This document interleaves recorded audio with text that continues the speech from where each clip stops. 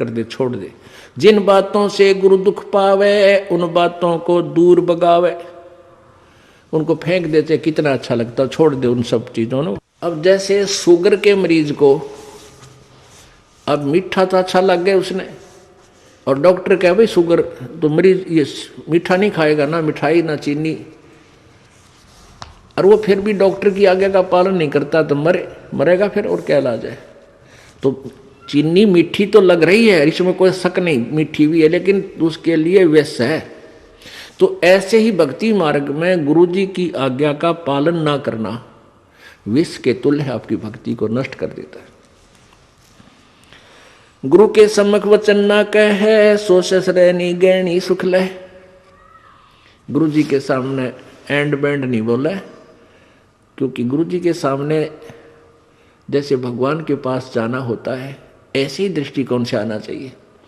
अपनी फरियाद करे, जो भी आदेश हो सिरोधार्य करे और चल पड़े, चाहे मन कुछ भी सोचता रहे, क्योंकि परमात्मा अंतर्यामी है, आपके सब दुखों से परिचित है, और वो आपके जितनी श्रद्धा आपकी होगी उतना ही निवारण आपको साथ साथ रिजल्ट देते रहेंगे। तो आपने समर्पण और श्रद्धा बढ़ानी है, उसके बढ़ाने के लिए आपको यहाँ बुलाया जाता है, भक्ति कराई जाती है, दान पुण्य करवाया जाता है, सेवा करवाई जाती है, ताकि आपकी श्रद्धा जितनी बढ़ेगी उतना ही प्रभु आपके संकटों का निवारण समांतर करता रहेगा। अब जैसे आप यहाँ आए और आते ही आपको ठीक कर दिया, आप ना हो भूल गए भी यहाँ, क्योंकि हमने देखे झाड़े लवानी है, झाड़े लवाए लाया, हो गया, आराम हो गया, बस ये क्या वहाँ जाना नहीं भूल कर फिर। तो यहाँ आते भी आपको सुख दिया जा सकता है, लेकिन ये परमात्मा चाहते हैं कि ये बच्चा आते कुछ तो राहत अवश्य देगा, ताकि आपका विश्वास बने। और आप पर आज कलयुग में आगे हो इतने पाप है, गिनती नहीं। एक सुख थोड़ा बहुत मालिक अपनी तरफ से अवश्य देता आपको, फिर 100 संकट और हैं अभी तो आपके ऊपर बैलेंस, वो भी निवारण करवाने हैं। तो फिर आपको बुलाया जाता है कि आप महीने में एक बार अवश्य आइए। आपको बुलाने का क्या तात्पर्य है कि यहाँ आने से आपको बहुत पुण्य मिलता है, आपको बहुत भक्ति लाभ होता है। आप बच्चे हो, आपको मालूम नहीं, ये दास डॉक्टर है जो भी आपको कैसे कैसे आपके अंदर शक्ति प्रवेश करवानी है, प्रभु की पुण्य कैसे प्रवेश करवाने हैं, फिर ये ज्ञान आपके हृदय में पहुंचाना है। और जिस दिन आपकी श्रद्धा पूरी हो जाएगी, आप सपने में भी दुखी नहीं होगे, ये सत्कर मान लेना। क्योंकि पाप जब बढ़ जाते हैं, दिन में भी दुखी, सोए फिर भी दुखी, क्यों सपने भी बुंडे बुंडे आवे। और जब आप भक्ति करोगे, ढंग से लग जाओगे, आप वैसे भी सुखी, और स्वप्न में भी परमात्मा की भक्ति है, आरती करते होगे, कभी मंत्र कर रहे होगे, कभी मेरे गुरुदेव भगवान ये गा रहे होगे, स्वप्न में भी सुखी, यानी भक्ति स्वप्न में भी हो रही होगी। गुरु से शेष करे चतुराई, सेवा ही नरक में जाई। ओह, जो गुरु जी के सामने चतुरता करता है, छल कपट करता है, उसकी जो सेवा है यानी वो पूजा समाप्त हो जाती है, धन भक्ति का, और कहते हो नरक में जाई, नरक में डाल दिया जाता है। शेष होए सर्वस नहीं वारे, हिये कपट मुख प्रीत उचारे। शेष होके और समर्पण नहीं किया तो क्या काय का भगत वो, और हिये कपट मुख प्रीत उचारे। अंदर तो दोष है, ऊपर तो मीठा बोला है, ये भगवान को पसंद नहीं। सो जीव कैसे लोक सिधाई, बिन गुरु मिले मोहे ना पाई। गुरु से कपट करे चतुराई, सोहन सा भव भर में आई। गुरु से कपट शेष जो राखे, यमराज जाके मुगदर चाखे। गुरु जो जन गुरु की निंदा करही, शुक्र सवान गर्भ में पढ़ही। गुरु की निंदा सुने जो काना, ताको निश्चय नरक निदाना। अपने मुख निंदा जो करही, परिवार सहित नरक में पढ़ही। अपने आप क्या बताते हैं परमात्मा के, अपने गुरुजी की निंदा यदि कोई कर रहा है तो भी आपने सुननी नहीं चाहिए। यदि गुरु की निंदा सुने जो काना, ताको निश्चय नरक निदाना। जिसने गुरुजी की निंदा कान से भी सुन ली किसी नालायक ने, कहते हैं तो भी तू नरक में जाएगा, तेरा नाम खंड हो जाएगा। अब यहाँ समस्या एक आती है कि जैसे कोई व्यक्ति है निकम्मा, वो बुराई कर रहा है गुरुजी की, आप बैठे हो, ट्रेन में बैठे हो, बस में बैठे हो, या कहीं ऐसे स्थल पर बैठे हो, और वो चलो ऐसे वैसे स्थान पर हो तो उठ कर चला जा आदमी, इतना तो कर ही सकता है। लेकिन बस में बैठे हैं, ट्रेन में बैठे हैं, काफ़ी लंबा सफ़र है, और वो कोई निंदा कर रहा है और आप सुन रहे हो, तो आपके मन में शंका होगी कि मेरा तो नाम खंड हो जाएगा। नहीं होगा। क्यों नहीं होगा? क्योंकि सुनने का अर्थ ये है जैसे कोई आपके गुरुजी की बुराई कर रहा है, आप सुन रहे हो, लेकिन आपके हृदय में वो नहीं समा रही है कि वो सच ठीक कह रहा है। आपका मन ये कह रहा है ये अनजान व्यक्ति है, इसको पता नहीं, ये वैसे ही कह रहा है।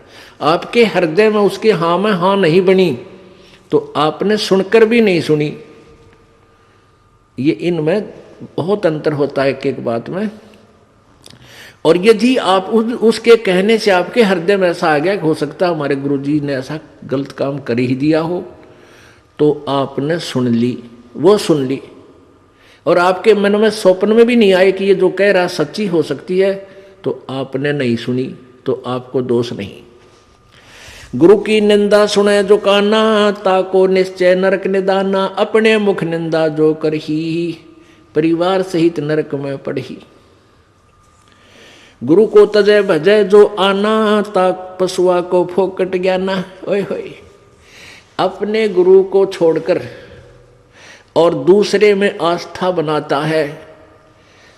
अब जैसे आप किसी भी कोई भी आपको इस भक्ति मार्ग का ये ज्ञान दास से सुनकर आपको कोई सुना रहा है भक्त, और आपकी श्रद्धा उस भक्त में हो जाती है, वो हो ही तो बहुत अच्छा है, बहुत प्यारा है, उससे के चरण छूने लग जाए और उसी के ऊपर आसक्त हो गए, तो आपका गुरुजी से नाम खंड हो गया। इस दृष्टिकोण से परमात्मा कहते हैं गुरु को तजय भजय जो आना, ता पशुआ को फोकट ज्ञाना। उस पशु ने को कोई ज्ञान नहीं है, वो भक्त नहीं है। जो अपने गुरु को छोड़कर दूसरे में ठीक श्रद्धा बनाता है, उसमें आसक्त होता है, उसी को पूजा शुरू कर देता है। अब पुण्यात्माओं, एक एक पॉइंट पे बहुत गहराई सोचना है। अब कोई भक्त ज्ञान सुना रहा है, बहुत अच्छी बात है, उसके द्वारा सुने ज्ञान पर अमल करे और उससे कहे भाई मुझे भी गुरुदेव के पास ले चलो, मेरा कल्याण करा दो। और आपने नाम ले रखा है और फिर कोई चर्चा चलती है, ऐसी कोई बात नहीं, फिर भी सुनो। और कोई पुराना भक्त है वो अच्छी अच्छी बातें बताएगा तो बहुत अच्छी बात है, गदगद हो जाओ कि मेरे गुरुजी ने कितना अच्छा ज्ञान दिया हुआ इस बच्चे को, भाई को, बहन को, और ये सब गुरुजी का ही दिया हुआ ज्ञान है, इसका नहीं है। तो उसमें आपको एज ए भाई यानी गुरु भाई गुरु बहन तो आपकी श्रद्धा हो सकती है, लेकिन अन्य दृष्टिकोण से, क्योंकि हम फिर उस पर इतना आसक्त हो जाते हैं, उसको फिर प्रणाम करने लग जाते हैं, बड़ा अच्छा भगत है, तो ऐसे ये बीमारी हमारे भगत समाज में पड़ी रही और इसका लाभ ये काल उठा गया। जैसे कमाल था, कमाल वो मुर्दा जिंदा किया था प्रभु ने। एक दरिया में बहता हुआ मुर्दा शव जा रहा था 12-13 वर्ष के बालक का, और एक शेख तकी था सिकंदर लोधी, दिल्ली के बादशाह का धार्मिक पीर। वो कबीर जी से ईर्षा करता था और कबीर परमेश्वर जी की कृपा से सिकंदर लोधी दिल्ली के सम्राट का असाध्य रोग दूर हो गया था, जो शेख तकी से भी नहीं हुआ था, किसी से भी नहीं हुआ था, जिस कारण से सिकंदर लोधी की आस्था कबीर जी में घनी हो गई थी। और वो जो पहले वाला जो वो परमानेंट उसका गुरु था धार्मिक मजहब की तरफ से, वो शेख तकी था। तो उस शेख तकी ने जब देखा कि कबीर जी में, मेरे सम्राट की, मेरे शिष्य की कबीर जी में ज़्यादा श्रद्धा होगी है, तो ईर्षा करने लग गया कबीर जी से। उसको नीचा दिखाने की चेष्टा में उसने कहा कि राजा या तो तू बाज आ जा, और नहीं तो मैं, तो एक काफिर को गुरु बना लिया तूने, एक हिंदू को गुरु बना लिया, मैं तेरी पूरे मुसलमान समाज में तेरे बारे में बताऊंगा और सबको तेरे विरोधी कर दूंगा। अब राजा चिंतित हो गया कहीं तेरे राज को खतरा ना हो जाए। तो परमात्मा के सामने उसने अपनी प्रार्थना रखी। कबीर जी ने कहा भी ठीक है। तो शेख तकी ने क्या शर्त रख दी कि मैं जब इसको मानूंगा ये भगवान है, अल्लाह का नबी है, कोई मुर्दे को जीवित कर दे। तो परमात्मा ने जो अपने भगत की टेंशन दूर करनी थी सिकंदर लोधी की, तुरंत कर दी। जिस दरिया के किनारे वो खड़े थे वहीं पर एक मुर्दा बच्चे का शव बहता हुआ आ गया। कुछ कबीले ऐसे होते हैं, ना तो वो गाड़ते जमीन में, ना सभा करते, वो जल प्रवाह कर देते हैं।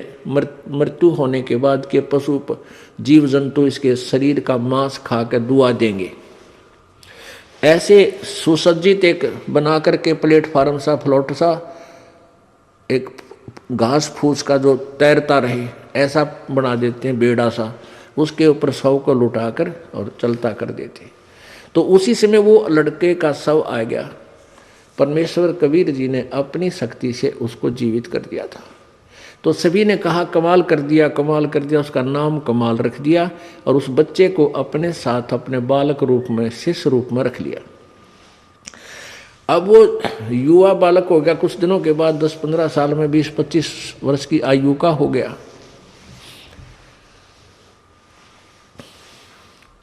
तो वो परमात्मा से ज्ञान सुनकर, कबीर जी का ज्ञान सुनकर वो भी ज्ञान औरों को सुनाने लग गया। जैसे बताते हैं भक्त, आप भी बताते हो और भी बताते हैं।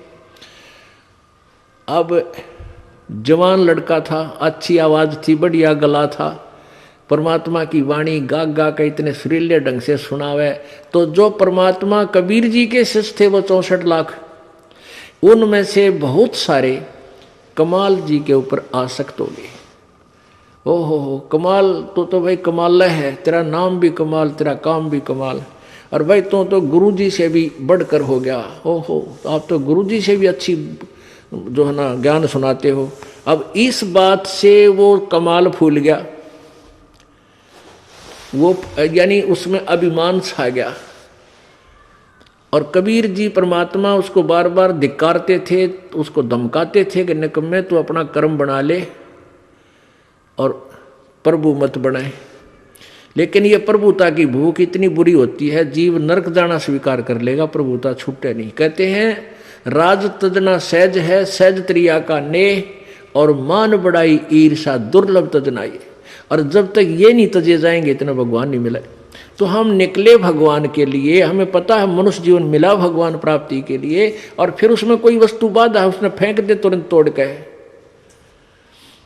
उसको एक तरफ फेंके तो भगवान मिला। लेकिन उस कमाल ने परमात्मा के आदेश का पालन किया नहीं, तो प्रभु ने उसको धमका दिया। वो वहां से निकलकर परमात्मा से रुष्ट होकर, अक्षुब्ध होकर, खिन्न होकर के वहां से निकल गया और जाके कहीं दूर देश स्थान पर रहने लगा, जहां के वो नालायक भक्त गुरुजी के शिष्य उसको चाहते थे, वहीं चला गया, वहां रहने लग गया। अब वहां रहा, उसने एक छोटा सा आश्रम बना लिया। अब पुण्यात्मा समर्थ जो कार्य करता है कोई जीव नहीं कर सकता। जैसा कल उदाहरण दिया था कि जैसे वायु बहुत लंबी चौड़ी है, बहुत ज़्यादा था है, और उसमें से एक टायर में पंप से हवा भर भी ली, वो टायर ट्यूब में टायर में डालकर ट्रक में डाल दिया, ठीक है वो काफ़ी सहयोगी होगी वह हवा उसको, लेकिन वो तो सीमित है। ऐसे ही किसी भक्त ने, उस कमाल ने परमात्मा की कुछ दिन सेवा करके, दोनों नाम दिया, उसकी भक्ति करके कुछ शक्ति अवश्य होगी थी, लेकिन वो जीव ही था। और वो अनजान भक्त जो परमात्मा के शिष्य थे कबीर जी के, उस पर आसक्त हो गए। तो यहाँ बताते हैं गुरु को तजय भजय जो आना ता पशुआ को फोकट गया ना। अरे जब कबीर खुद बालक बैठे और उस वो कमाल के टिंडे देगा उन्हें, कमाल की बात। यहीं से हम गिरते, सतर गिरता गिरता यहाँ आ लिए। हम सतलोक में इसी तरह गिरे थे। हम अपने भगवान को छोड़कर परमेश्वर कबीर जी सत्य पुरुष को, और ये ज्योति निरंजन काल वहाँ तपस्या कर रहा था एक टांग पर खड़ा होकर। हमने अपने भगवान से हृदय हटा के इसमें लगा लिया और इसका फल यो मिला। आज गधे कुत्ते सूअर 84 लाख योनियों में कितना कष्ट उठा रहे हम, और फिर वही फिर दोहरा रहे हैं क्योंकि ज्ञान नहीं हमने। तो उसने क्या किया, कमाल ने वहां रहने लगा। अब जो भक्त परमात्मा के पास आते थे उनको सुख होया करता खूब। अब वो चेले बन गए कमाल के। अब 5-4 वर्ष तो उनके काम ठीक चले, क्योंकि जो हैंडपंप से पानी उन्होंने ले लिया था वो जब तक चला उनकी पुण्य कमाई तब तक तो वो दुखी हुए नहीं। फिर कोई काम उनका होने लगा नहीं, तो धीरे धीरे वो कमाल से भी हट गए। अब कमाल ने 5-4 और चेले रख रखे अपने आश्रम में रख रहे। तो वो कहने लगे, गुरुजी यहाँ भगत तो आने ही बंद हो गए। तो उन्होंने कहा भाई यूँ करें कि गुरुजी का जन्मदिन मनावांगे कल, जेठ की पूर्णमासी आ गई, सब न कह दे भाई कल जेठ उतरते की पूर्णमासी है और गुरुजी का प्रगट दिवस मनाएंगे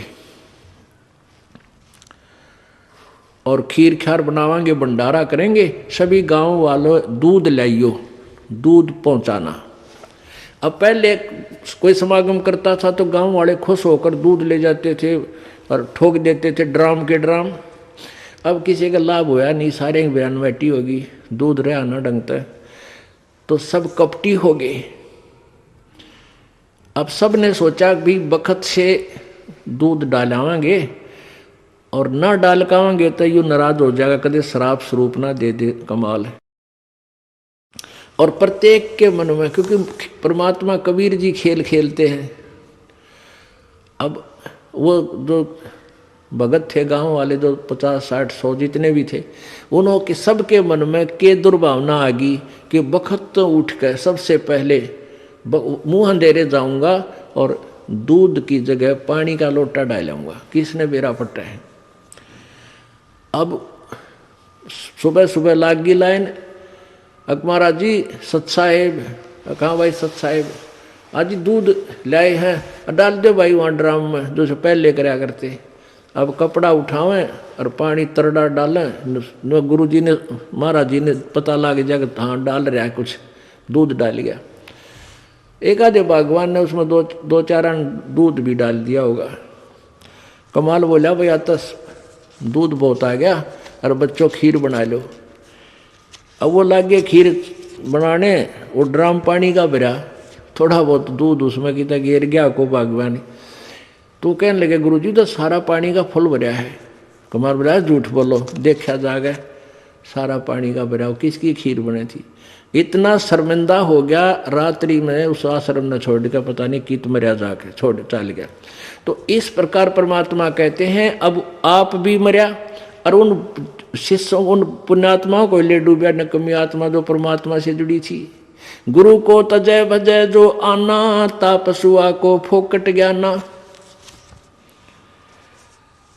गुरु से बैर करे शिष जोई, भजन नाश और बहुत बिगोई। पीढ़ी सहित नरक में परही, गुरु आज्ञा शिष लोप जो करही। चेला अथवा उपासक होई, गुरु सुमुख ले झूठ संजोई। निश्चय नरक पड़े से सोई, वेद पुराण भाकत सब कोई। सम्मुख गुरु की आज्ञा धारे, और पीछे ते सकल निवारे। एक सामने आकर के तो हाँ जी हाँ जी हाँ जी, और पीछे ते छोड़ देने कि जरा फिर देखेंगे। तो कहते हैं सम्मुख गुरु की आज्ञा धारे और पीछे ते सकल निवारे। यार सब ने रिजेक्ट कर बैठे। ऐसे नकली शिष्यों का उद्धार नहीं होता। सोच से घोर नरक में पड़ही, रुद्राद पीवे नहीं तरही। मुख पर वचन करे परवाना, घर पर जाए करे विज्ञाना। मुख पर तो सारी बात माने और घर पर जाकर चौधरी पाक अपने हिसाब से सेटिंग करो ना, नो नहीं ऐसे ठीक नहीं, गुरु ये ऐसे होना चाहिए।